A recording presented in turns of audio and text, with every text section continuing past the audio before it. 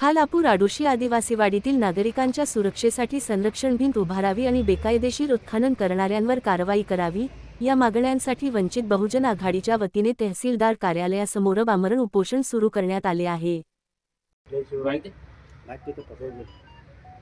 मी प्रवीण लक्ष्मण भालेराव, मी वंचित बहुजन आघाडीचा खालापूर तालुका अध्यक्ष आहे।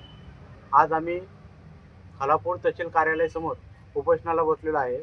उपोषण यासाठी आहे की आडोशी गावची आदिवासीवाडी ही एक गरड नावाच्या मालकाने त्या वाडीला लागून असलेल्या त्याच्या जमिनीमध्ये मोठ्या प्रमाणात उत्खनन केले आणि ती वाडी आता जरदग्रस्त स्थितीमध्ये आहे। ती स्थितीमध्ये असल्यामुळे आपले तेथील आदिवासी बांधव यांनी आपल्या वंचित बहुजन आघाडीच्या तालुका अध्यक्ष यांच्याकडे एक लेखी तक्रार केली की संबंधित प्रकरणामध्ये आम्हाला न्याय मिळवून द्यावा। यासाठी आम्ही तहसीलदार साहेबांना तक्रारी निवेदन दिले। हे निवेदन देऊन आज 4-5 महिने झाले तरी त्यांच्यावर दोषीवर काही ठोस कारवाई होत नाही। त्यानंतर 2 वेळेला भेट झाली, त्यानंतर अन्य पत्रव्यवहार पण केले। त्यानंतर मंडल अधिकारी यांनी पंचनामा केला। त्या पंचनाम्यामध्ये ही सदर आदिवासीवाडी ही दरडग्रस्त स्थितीमध्ये आहे। तेथील विजेचे पोलखांब पडून तिथे जीवित आणि होण्याची दाट शक्यता आहे। तिथे उत्खनन केलेले कुठलाही बिना परवाना उत्खनन केलेले असं सर्व लेखी अहवाल तहसील कार्यालयाला दिला असता जो गरड मालक आहे त्यावर अद्याप कुठलीही कारवाई होत नाही आहे। आणि त्यामुळं मी वंचित बहुजन आघाडीचा खालापूर तालुका अध्यक्ष म्हणून आमच्या पक्षाच्या वतीने आदिवासी बांधवांना घेऊन आज तहसील समोर उपोषणाला बसलेला आहे। आणि जोपर्यंत आमच्या मागण्या पूर्ण होत नाही तोपर्यंत आम्ही उपोषणाला उठणार नाही।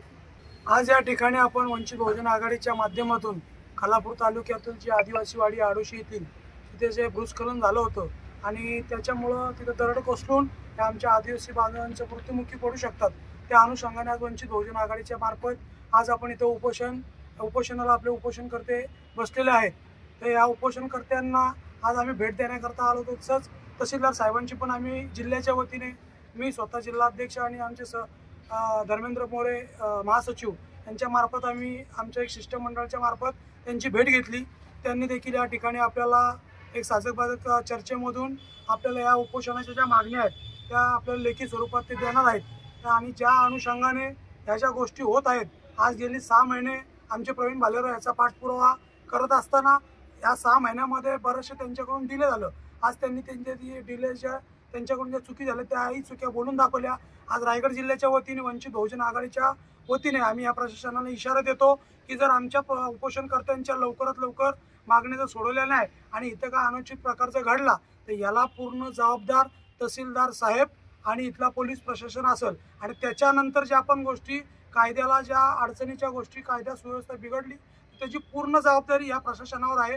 या ठिकाणी आम्ही नमूद करतो आणि येणाऱ्या काळामध्ये लवकरात लवकर उपोषणाच्या आमच्या ज्या लेखी मागण्या आहेत त्या लेखी मागण्या प्रशासनाने आम्हाला देऊन हे उपोषण लवकरात लवकर स्थगित करावं, नाहीतर याला येणाऱ्या काळात अजून उद्रेक येईल आणि उग्र रूप धारण करेल, त्याचीही सर्वस्वी जबाबदारी ही शासनाची असेल।